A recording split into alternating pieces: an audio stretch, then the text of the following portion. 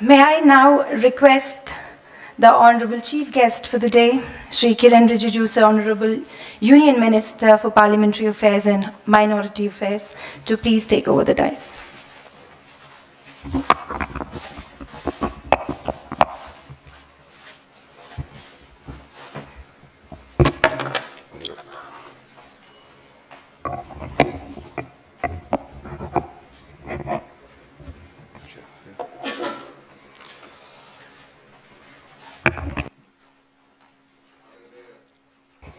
Sound Hansraj Ahir जी,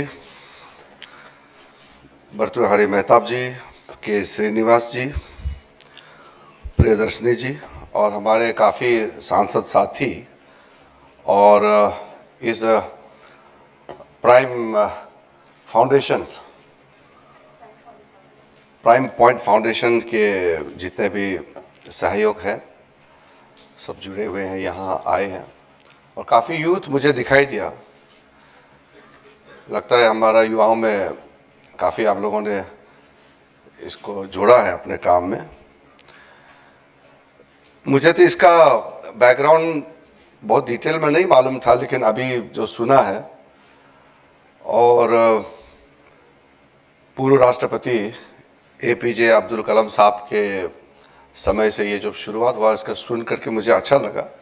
वैसे एक दो बार इसका जिक्र तो हुआ था, लेकिन मैं निजी तौर पर इसमें सम्मिलित नहीं हो पाया। आज जो लोग हमारे सांसद साथियों को इसका अवार्ड दिया जा रहा है, मैं सबसे पहले उनको अभिनंदन करना चाहता हूं, उनको बधाई देना चाहता हूं। अवार्ड तो बहुत बड़ा होता है, अवार्ड का कोई कीमत भी नहीं होता है। कोई भी काम जब करते हैं उसको सराहना होता है, रिकॉग्निशन होता है, उसके बारे में लोग अपने योगदान के हिसाब से मानते हैं, तब जाकर अवार्ड दिया जाता है। तो अवार्ड बहुत बड़ा होता है और काफ़ी सांसदों को चयन किया गया है इस बार अवार्ड। मैं एज ए पार्लियामेंट्री अफेयर्स मंत्री के हिसाब से नहीं कहूँगा, as a colleague member of parliament के हिसाब से मैं कहूँगा। दो चार बातें मुझे कहना है। मैं सोचा थोड़ा सा टेक्निकल ड्राफ्टिंग का स्पीच सोचा था, लेकिन ये माहौल देख करके मैं एक दो बात ही कहूँगा मन से। हम लोग तो सब साथी हैं, जितने मेंबर्स ऑफ पार्लियामेंट हैं सब साथी हैं और लोगों को लगता है कि बहुत विरोध होता है आपस में, लेकिन मेरा मन में कभी भी विरोधी का भाव कभी नहीं रहा।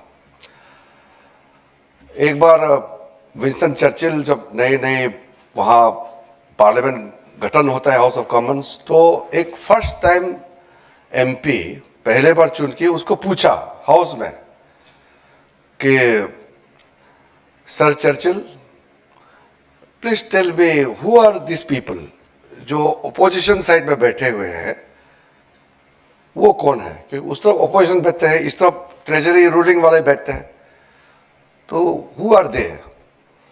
तो चर्चिल ने बोला they are our political opponents. Who are this people sitting in our side? मेरे साथ में दाएं बाएं बैठे वो कौन है? The people who are sitting in our side they are our political enemies. तो वास्तव में पॉलिटिकल राइवलरी होते हैं, हम लड़ते हैं मगर दुश्मन तो होते नहीं हैं। तो हम तो अपोजिशन को कभी भी उस नज़र से देखते नहीं, क्योंकि हमारा भी तो ज़्यादातर तो हम अपोजिशन MP रहा, रूलिंग तो हम 14 से ही हुए। अटल जी का समय में तो हम तो कमीशन में थे, तो हम तो पार्लियामेंट में नहीं थे। तो इसलिए हम लोग सब एक साथी हैं। तो इस हिसाब से एक भी हमारा पार्लियामेंट्रियन को अवार्ड देता है तो मुझे आपसे ज़्यादा खुशी मुझे मिलती है। We celebrate together. तो आपके लिए जो अवार्ड का खुशी है उसका सेलिब्रेशन हम लोग सब मिलके कर रहे हैं। दूसरा एक विचित्र हमारा इंडियन पार्लियामेंट्रियन का प्रॉब्लम है। वो प्रॉब्लम बहुत कम देशों के साथ है, कोई डेवलपिंग कंट्री में होता होगा। 2004 में मैं कॉमनवेल्थ पार्लियामेंट्रियन फोरम का एक कार्यक्रम था इंग्लैंड में गए थे, तो वहाँ के सबसे सीनियर एमपी, उसको फादर ऑफ द हाउस कहते हैं। हमारे यहाँ वो टाइटल सिस्टम नहीं है, लेकिन जब प्रो टर्म स्पीकर का जब होता है तो उस समय सीनियर मस्ट या वन ऑफ द सीनियर में से एक चुनते हैं। तो जैसे इस बार भर्तृहरि मेहताब जी को हम लोगों ने प्रो टर्म स्पीकर बनाया था ओथ दिलाने के लिए। इंग्लैंड में जो सबसे सीनियर एमपी होते हैं उसको फादर ऑफ द हाउस कहा जाता है, हाउस ऑफ कॉमन्स में। तो उस समय था सर पैट्रिक कॉर्मैक। तो सोमनाथ चटर्जी साहब ने हमको बोला कि आप जाके आइए, तो वहाँ हम गए, 2 दिन उसके साथ रहा एज एमपी। उसका क्या एक्सपीरियंस है, उनका क्या प्रॉब्लम है और इंडियन पार्लियामेंट्रियन का क्या प्रॉब्लम होता है, जमीन आसमान का अंतर है। तो कभी कभी मुझे अपने आप पे भी दया आता है और इंडियन एमपीज का, क्योंकि उनका प्रॉब्लम और हमारा प्रॉब्लम में तो कोई कंपेयर कर ही नहीं सकता है। वहाँ एक एमपी का 66,000 वोटर्स है, 66,000 एवरेज में एक एमपी चुनते हैं। हमारे एवरेज 20 लाख में एक एमपी बनते हैं। वो डेवलप कंट्री है, तो वहाँ एमपी का पास कोई सुबह पैसा मांगने के लिए नहीं आता है, पुलिस थाना में फंस गया जेल से निकाल दो बोलने के लिए कोई आता नहीं, वहाँ नाला टूट गया है उसको बना दो कोई आता नहीं है, वहाँ कोई मेडिकल खर्चा के लिए सुबह से मांगने के लिए कोई आता नहीं है। वहाँ एमपी के पास कुछ भी पर्सनल प्रॉब्लम लेके कोई नहीं आता है। बस ज़्यादा से ज़्यादा इस इलाके में जो स्ट्रीट लाइटिंग सिस्टम है उसको थोड़ा ब्राइट करते हैं, या कोई टैक्सेशन लॉ में हमारे इस बिरादरी के लोगों को छूट देने के लिए कुछ लॉ में बदलाव किया जाए, ग्रीन पॉलिसी, इन्वायरमेंट और जो जनरल चीज़ है वो इशू लेकर के एमपी के पास लोग जाते हैं। और वो भी घर में नहीं जाते हैं, कॉन्स्टिट्यूंसी से आते हैं और हाउस ऑफ कॉमन्स में जाकर के छोटा सा एक चीट में, वो भी प्रिंटेड है, name of the visitor printed है, आपका नाम लिखना है, एमपी जिसको मिलना है उसका नाम लिखता है, फिर आप कहां से आया है बस इतना लिख करके वहां छोड़ना है, छोटा सा बॉक्स है। फिर वहां का जो पार्लियामेंट स्टाफ है वो चिट्ठी को लेकर के वो एमपी को पहुंचाएंगे कि आपके कॉन्स्टिट्यूंसी से एक आदमी आया हुआ है आपको मिलने के लिए। तो पहले तो हाउस में जाते हैं, अगर वो एमपी हाउस में नहीं है तो वो एमपी जिस पार्लियामेंट्री कमेटी का मेंबर है उस कमेटी रूम में जाते हैं, वहां भी नहीं है तो कैंटीन में जाते हैं। तो एक राउंड घूमता है, अगर नहीं मिला फिर भी एमपी तो फिर एक राउंड और मारते हैं, फिर भी नहीं मिला तो वो चीज कॉन्स्टिट्यूंसी में जाता है कि शायद वहां होगा एमपी। वो फोन वोन करके डायरेक्ट कॉलिंग सिस्टम तो है ही नहीं वहां तो एसएमएस ही करते हैं, मैसेज करते हैं, डायरेक्ट फोन किसी को करता नहीं है। तो बहुत मुश्किल से वो एमपी अपना विजिटर से मिल पाता है, वो भी घर में नहीं ऑफिस में। हमारे यहाँ तो कॉन्स्टिट्यूंसी जाएंगे तो हम बिस्तर से उठने से पहले कम से कम 500 लोग तो पहले से लाइन में है, बाहर में है, अनेक प्रोग्राम का समस्या है। तो हम तो समस्या से भागते नहीं हैं, हम लोग समस्या को झेलते हैं, इसलिए तो हम लोग बार बार चुन के आते हैं। लेकिन मैं जो बोल रहा हूं कि एक एमपी का कितना तकलीफ होता है भारत में, कितना समस्याओं का उसको समाधान करने का जिम्मेदारी होता है। तो वो सब प्रॉब्लम तो मैं तो सिर्फ आपको झलक बताया, अनअकाउंटेड प्रॉब्लम होता है। फिर बंदोबस्त भी तो करना पड़ता है ना, चलने फिरने के लिए रुपया पैसा भी तो मैनेज करना पड़ेगा। एमपी का तनख्वाह से तो ना आप कॉन्स्टिट्यूंसी चला सकते हैं ना आप चुनाव लड़ सकते हैं, बहुत मेहनत करना पड़ता है। उसके बाद आपको एज ए एमपी जो आप इतना पाठ पढ़ाया कि अच्छा एमपी बनने के लिए ये करना है, वो भी तो करना है। फिर तो बाकी चीज संभालने के बाद एज ए एमपी आपको नियम भी जानना है, पढ़ना भी है, क्वेश्चन आवर में भी प्रेजेंट रहना है, मोशन में भी पार्टिसिपेट करना है, नोटिस डलवाना है, फिर अपना अपना पार्टी के सब हमने किसी न किसी पार्टी से जुड़े हुए, पार्टी का काम भी करना है। फिर पार्टी ने दायित्व देता है तो वो दायित्व को भी निभाना है।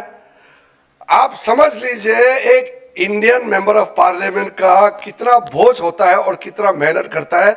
मेरे ख्याल से एमपी लोग सबसे ज्यादा गाली भी खाता है इस देश में पब्लिक का। तो ये एक परिस्थिति है, इसलिए जो भी एमपी चुन के आते हैं उसको सलाम करना पड़ेगा, आसानी नहीं है। हम तो नए नए चुन के आए, मैं फंस गया बुरी तरह से। मैं तो नादान था, 2004 में थोड़ा जवान भी था उस समय। तो हमारे कम्युनिस्ट एमपीस, मैं कम्युनिस्ट एमपीस का बुराई करने के लिए नहीं कह रहा हूँ, अच्छे लोग थे उस समय। तो दबदबाव था, लेफ्ट का 63 एमपीस था। हम लोग कमरे में बैठे थे तो मुझे कहा कि आप हम लोग में से सबसे जवान आप हैं, आप आज स्पीकर साहब के पास जाकर के अनुरोध कीजिए कि पूरे पार्लियामेंट कॉम्प्लेक्स में स्मोकिंग बैन हो गया, स्मोकिंग पीने का पूरा। पहले तो सेंट्रल हॉल में लोग लेते थे, तो बैन हो गया। तो एक रिक्वेस्ट करना है स्पीकर साहब से कि पार्लियामेंट में कहीं भी एक छोटा सा कमरा, जो लोग सिगरेट पीते हैं उनके लिए कमरा एक अलॉटमेंट करने के लिए आप रिक्वेस्ट करके आइए कि सब एमपी ने कहा है। ऐसे करके मुझे भेज दिया। मैं पहली बार स्पीकर चैम्बर में घुसे, जैसे वहां घुसा, सोमनाथ चटर्जी साहब मुझे देखा, mister Rijiju, this is your first term in Lok Sabha, you just got elected, this is your first meeting with the speaker, you should come for some good cause. Is this the one your people have sent you for? इसी काम के लिए आपको भेजा है क्या? इतना innocently मैं गया, मैं इतना डांट खाया। मैं बाहर जाकर के हमारे सीनियर कम्युनिस्ट एमपीस को बोला, आपने मुझे ऐसा फंसाया कि मैं बिना मतलब गाली खा के आया, ना लेना ना देना मेरा कोई काम था नहीं, आप लोगों ने मुझे फंसाया।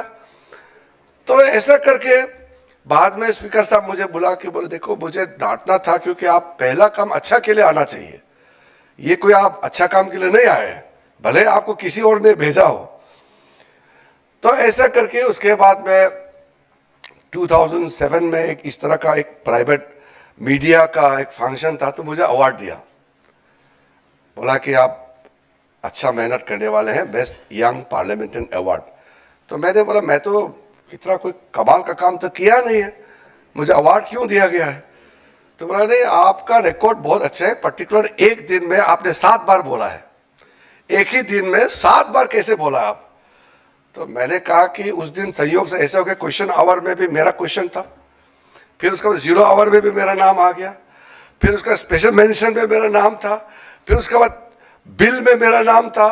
ऐसे करके 7 टाइम्स एक ही दिन में बोलने का मौका मिला। तो आप 7 बार कैसे बोला? तो मैंने बोला, देखा हमारा प्रदेश से लोकसभा का सिर्फ 2 ही एमपी है, उत्तर प्रदेश से 80 है, तो 40 बोलेंगे 40 नहीं बोलेंगे, उनका तो नंबर है। अगर महाराष्ट्र में 48 है तो 24 लोग चुप बैठने से भी तो बाकी 24 तो बोलेंगे। मेरा यहाँ से तो मैं नहीं बोलूंगा तो और कोई बोलने वाला ही नहीं है, इसलिए सब मैं ही बोलता हूँ। तो मजबूरी भी है, लेकिन मुझे काम भी करना है। तो इस तरीके से हम लोगों ने देखा है और कई अच्छे अच्छे एमपीज को देखा है। हम तो नए नए किस्मत से हमने सीनियर एमपीज को भी हमने देखा है। एक फ़र्क आज और उस समय का मैंने देखा है कि मेरे ख्याल से डिजिटल सोशल मीडिया की वजह से भी ये हुआ होगा, मैं किसी को ब्लेम नहीं करना चाहता हूँ। तो हम देखा अटल जी आगे बैठते थे, हमारे आगे अडवाणी जी, जॉर्ज फर्नांडिस जी, चंद्रशेखर जी, उस तरफ में प्रणब दा, काफ़ी सीनियर लोग बैठे थे। तो हम लोग तो उठ के बोलने के लिए भी सोचना पड़ता था। आजकल तो पहले ही दिन हंगामा शुरू करते थे, हम लोग तो उस समय मुझे उठना चाहिए कि नहीं सोचना पड़ता था, क्योंकि नेता आपस में बात करेंगे और टोका टोकी भी होगा भी, तो नेता लोग सीनियर का आपस में होना चाहिए, सीनियर है वो। तो धीरे धीरे मौका मिला, हम लोग ने भी काफ़ी सीखा है। तो इसमें दो चीज़ मैं अपना मत रखना चाहता हूँ। एक तो गुड पार्लियामेंट्रियन, और गुड पार्लियामेंट्रियन अपने आप में आइसोलेशन में हो नहीं सकता है। गुड पार्लियामेंट्रियन के लिए गुड रिपोर्टिंग भी बहुत जरूरी है। उस समय सुबह 9 बजे से हमारा पार्लियामेंट्री रिपोर्टिंग करने वाला जर्नलिस्ट आ जाते थे और रात तक वो गैलरी में बैठ करके रिपोर्टिंग करते थे। तो नेक्स्ट डे ही उसका हेडलाइन निकलता था। आजकल तो किस एमपी ने क्या हंगामा किया वो हेडलाइन हो जाता है, और किसने अच्छा तर्क रह के भाषण दिया उसका रिपोर्टिंग नहीं होता है। मुझे याद है 2006 या 7 में शरद पवार जी उसमें एग्रीकल्चर मिनिस्टर थे, एग्रीकल्चर पे चर्चा चल रहे थे, उन्होंने इतना अच्छा एग्रीकल्चर पॉलिसी को रखा और काफी एमपीज ने अच्छा बोला, अगले दिन किसी भी न्यूज़पेपर में एग्रीकल्चर चर्चा और शरद पवार जी का नाम नहीं निकला। तो फिर कैसे आप अच्छा काम कर सकते हैं जब इसका ना रिपोर्टिंग होता है, ना लोग पसंद करते हैं। तो मजबूरी से एमपी लोग हेडलाइन का तलाश में है, क्योंकि अच्छा भाग कर लेने से, अच्छा काम करने से तो ना कॉन्स्टिट्यूंसी वाला जानते हैं, ना पब्लिक सुनते हैं, ना न्यूज में आते हैं। अब न्यूज वाला को फिर मैं ब्लेम नहीं करता हूं, क्योंकि अच्छा न्यूज देने से लोग देखते नहीं है, खराब न्यूज आएगा तो लोग टीआरपी बढ़ा देते हैं।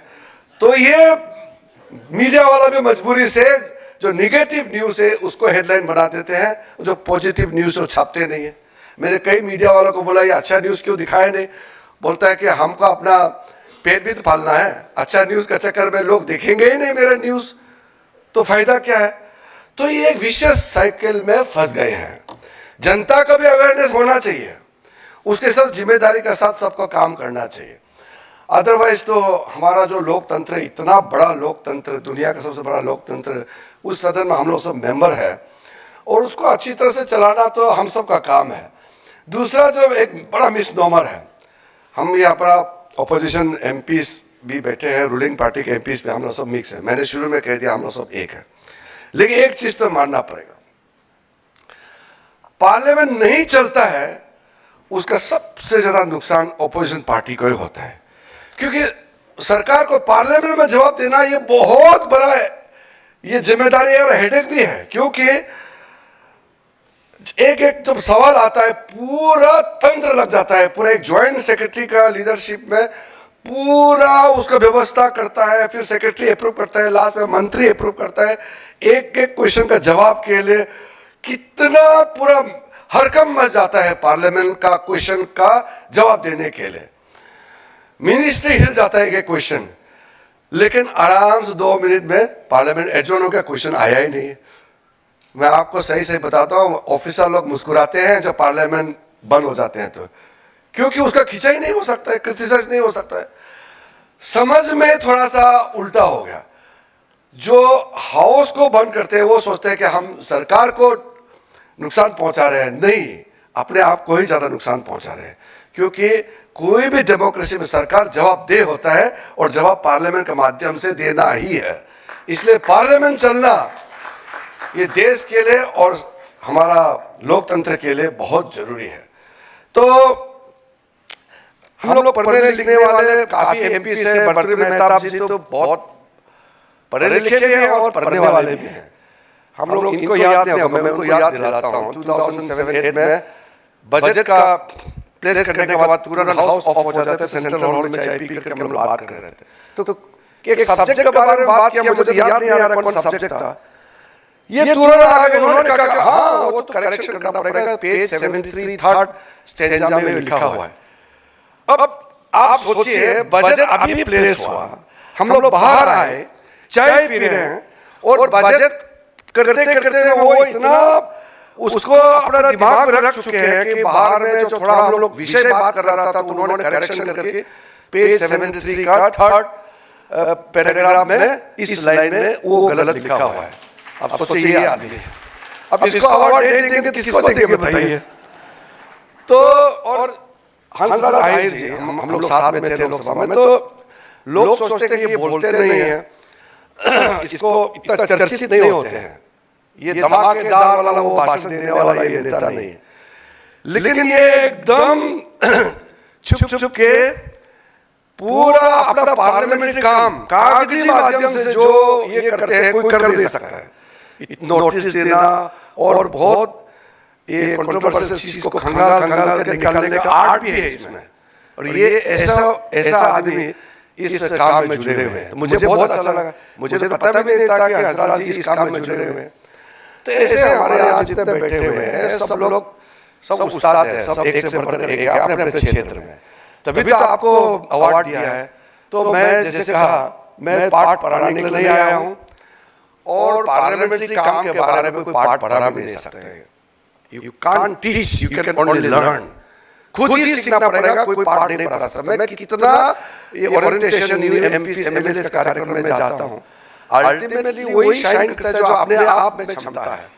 तो हम सिखा नहीं सकता है, खुद को सीखना पड़ेगा। पार्लियामेंट्री आर्ट चीजें ऐसा है, और सब लोग अपने अपने क्षेत्र में बहुत अच्छा काम करके तब आप चुन के आए हैं। अलग अलग स्टेट से, नॉर्थ ईस्ट से, दिलीप सैकिया जी को भी इस बार अवार्ड दिया जा रहा है। बाकी हमारा कई ऑल इंडिया जैसे ही हो गया, अभी काफी स्टेट्स आप लोगों ने अवार्ड का इस बार काफी आपने दायरा बढ़ाया है। मैं पुण्य प्रियदर्शनी जी, श्रीनिवासन जी, आपको मैं अभिनंदन करता हूँ। With full commitment you have carried forward this job, and as a citizen you have remarked in the very beginning that when the parliament doesn't function, you are paying as a citizen, especially the question hour, and we take all this into our stride. We are privileged to share the dice with people like you who are so committed to the parliamentary democracy, the essence of Indian parliamentary democracy, which we are so proud of. And then associated with some of the outstanding parliamentarians. We are very happy, and we would like to be associated with such works in the future, because you are not doing this for yourself, but for the nation. Once again, congratulations to all my colleagues. Thank you very much. Jai Hind.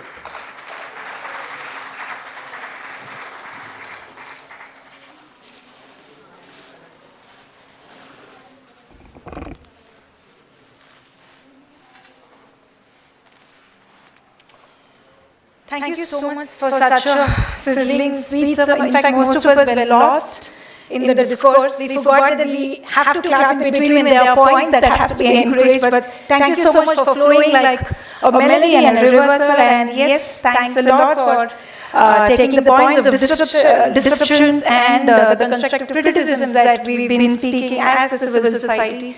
And so, like you asked, how come there are a lot of youngsters here when there is Kiren Rijiju sir around, so the youngsters follow sir. So you are one of those admirable senior leaders who the youngsters look up to, and thank you so much. And that's the reason we were always longing to have you with us, sir. Thank you. Thanks a lot.